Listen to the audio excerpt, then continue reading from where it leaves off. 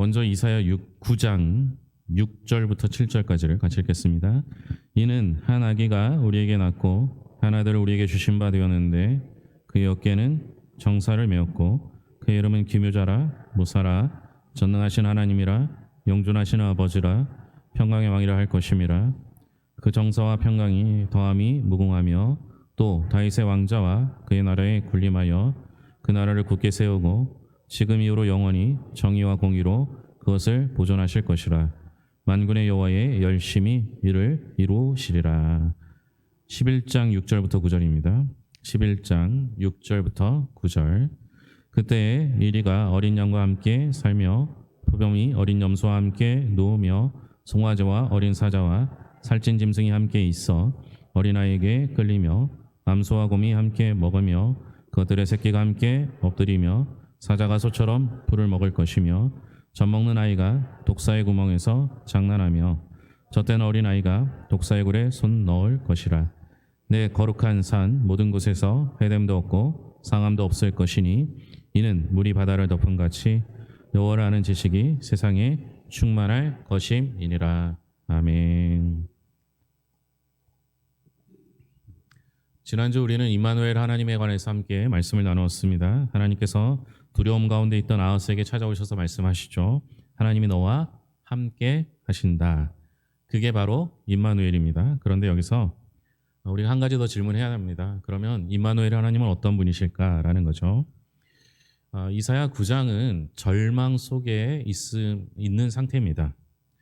앞장에서는 흑암과 고통이 가득하고 사람들의 미래가 보이지 않습니다. 전쟁은 계속되고 나라는 흔들립니다.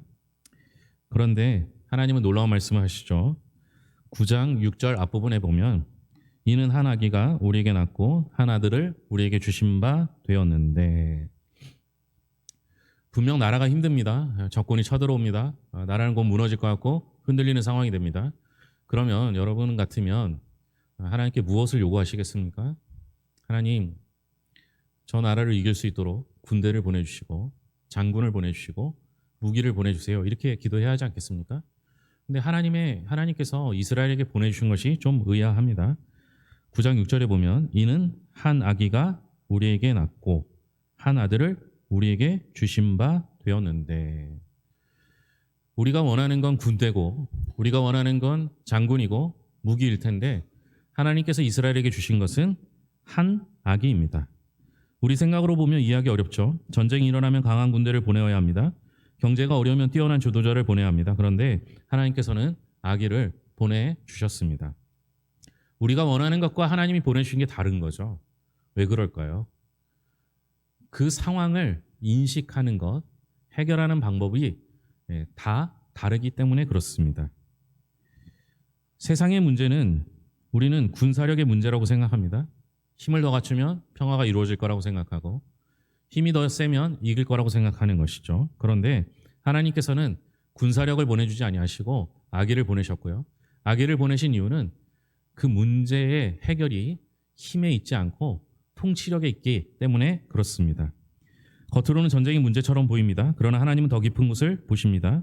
전쟁을 일으키는 것은 사람의 죄입니다. 욕심이죠. 교만입니다. 하나님을 떠난 인간의 마음입니다.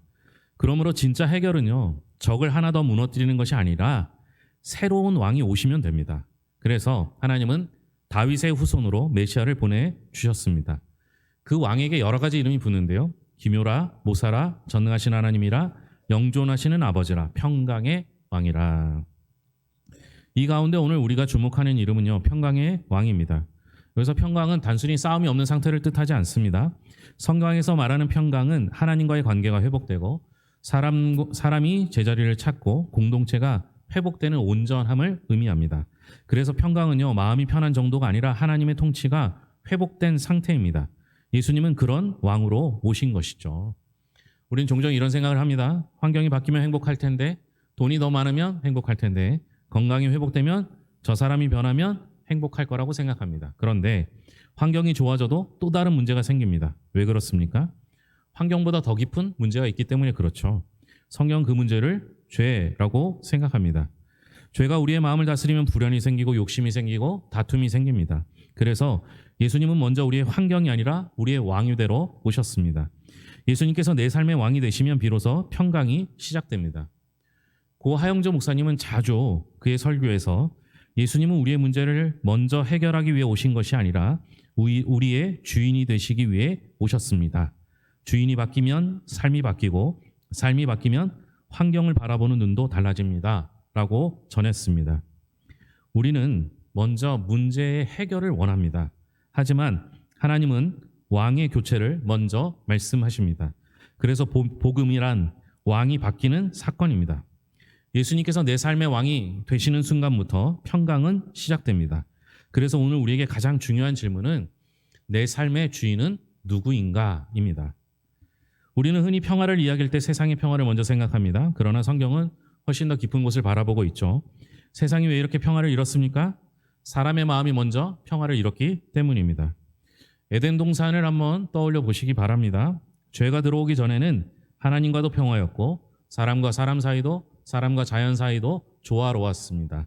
그런데 죄가 들어오자 사람이 행한 첫 번째 행동이 무엇입니까? 하나님을 피하기 시작하죠. 에덴 동산에서 아담이 하나님을 향해 숨습니다. 그 다음 한 일이 무엇입니까? 원망입니다. 하와를 원망하죠. 형제인 가인은 아벨을 죽였습니다. 죄는 하나님과의 관계를 깨트리고 사람과 사람과의 관계를 깨트리고 결국 세상까지 깨트렸습니다. 그래서 세상의 모든 갈등은 결국 죄에서 시작됩니다. 예수님은 바로 그 죄를 해결하기 위해 오셨습니다. 이사야가 말한 평강의 왕은 단순히 좋은 지도자가 아닙니다. 죄를 해결하는 왕입니다. 그래서 신약에서 예수님께서 공생의 사역을 시작하실 때 가장 먼저 하시는 일은요, 세상의 평화를 위해서 전쟁을 일으킨 것이 아니죠.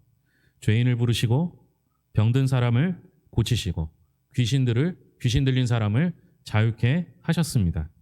하나님과 원수되었던 사람들을 하나님께로 돌아오게 하신 것이 주님의 첫 사역이었습니다. 예수님께서는 십자가를 지시기 전에 제자들에게 이렇게 말씀하십니다. 평안을 너희에게 끼치노니 곧 나의 평안을 너희에게 주노라. 내가 너희에게 주는 것은 세상이 주는 것과 같이 아니하리라. 세상이 주는 평강은요, 환경이 좋아질 때 생겨날 수 있습니다. 사업이 잘 되면 평안하죠. 건강하면 평안합니다. 문제가 해결되면 평안하고요. 공부를 잘하면 사람들은 칭찬받으면 행복할 수 있습니다. 하지만 그런 평안은 오래가지 않습니다. 조금만 상황이 바뀌어도 금세 사라집니다.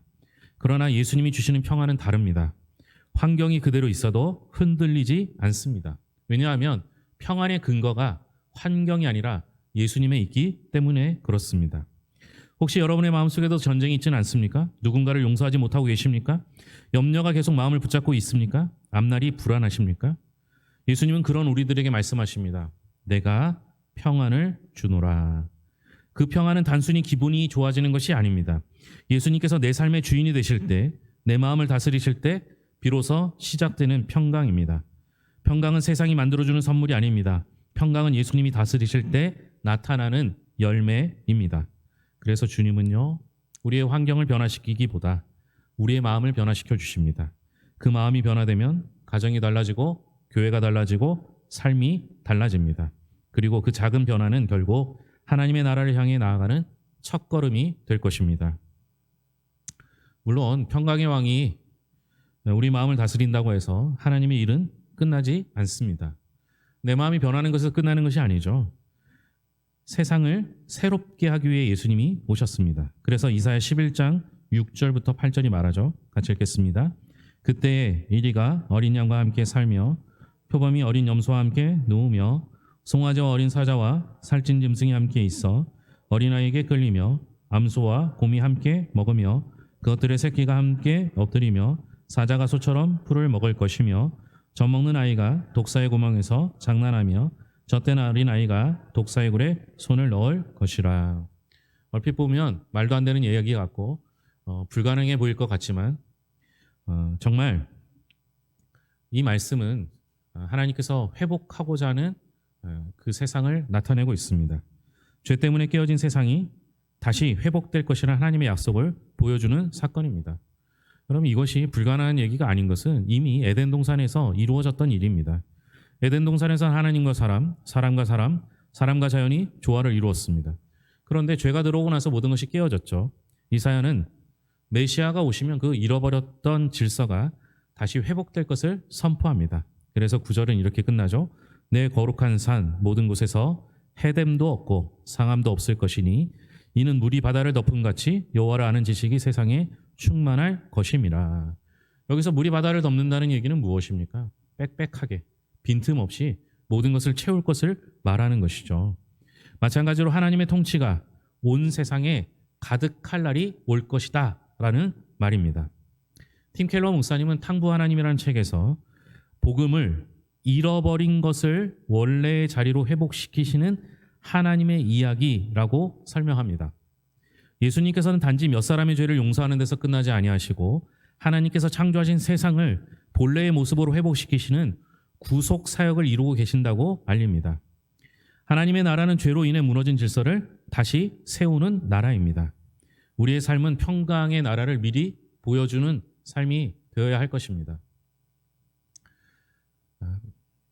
우리가 살고 있는 이 세상은요, 아직 완전히 회복된 완벽한 천국은 아닙니다. 그러나 우리는 이미 천국 백성으로 살아가고 있습니다. 그래서 교회는 세상 속에서 평강의 나라를 미리 보여주는 공동체가 되어야 하는 것이죠. 하나님이 우리와 함께 하십니다. 임마누엘 하나님. 그분은 평강의 예수 그리스도이십니다. 평강의 왕은 먼저 우리의 마음을 다스리십니다. 그리고 우리의 가정을 새롭게 하십니다. 교회를 새롭게 하십니다. 마침내 온 세상을 새롭게 하실 것입니다. 그래서 우리의 소망은요, 세상이 아닙니다. 우리의 소망은 예수 그리스도입니다. 오늘도 세상은 우리에게 두려워하라고 말합니다. 미래를 걱정하라고 말합니다. 경쟁해야 살아남을 것이라고 말합니다. 그러나 평강의 왕은 우리에게 말씀하십니다. 두려워하지 말라. 내가 너와 함께한다. 그리고 그 말씀은 이제 한 걸음 더 나아갑니다. 내가 너와 함께할 뿐 아니라 내가 너의 왕이 되겠다. 사랑하는 성도 여러분, 여러분의 마음은 누가 다스리고 계십니까? 여러분의 가정은 누가 다스리고 계십니까? 여러분의 교회는 누가 다스리고 있습니까? 평강은 환경에서 시작되지 않습니다. 평강은 예수님이 다스리시는 곳에서 시작됩니다.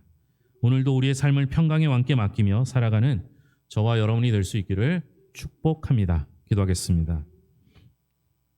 하나님 아버지, 감사합니다. 우린 늘 어려운 환경에 놓여 있습니다. 그럼에도 불구하고 평강의 은혜를 얻을 수 있는 이유는 예수님이 우리를 다스리시기 때문이며 우리는 그의 백성이 되기 때문입니다. 이제 주님의 다스림 속에서 하루하루 환경과 상관없이 주님과 함께 동행하며 기쁨을 누리며 살아갈 수 있도록 인도하여 주시옵소서. 우리는 문제 해결을 원하지만 주님은 우리를 다스리시길 원합니다. 기꺼이 주인의 자리를, 다스림의 자리를 주님께 내어드리고 우리는 주님의 백성으로 살아가게 하여 주시옵소서. 먼저 우리의 마음과 생각이 바뀌길 원합니다. 우리의 생각과 마음이 바뀌지 않으면 우리의 행동은 바뀌지 않습니다. 우리의 마음과 생각과 뜻을 주장하여 주시옵소서. 더불어 하나님 아버지, 우리를 통하여 세상이 바뀌길 원합니다. 세상에 보내는 하나님의 편지로서, 향기로서 쓰임받게 하여 주시옵소서.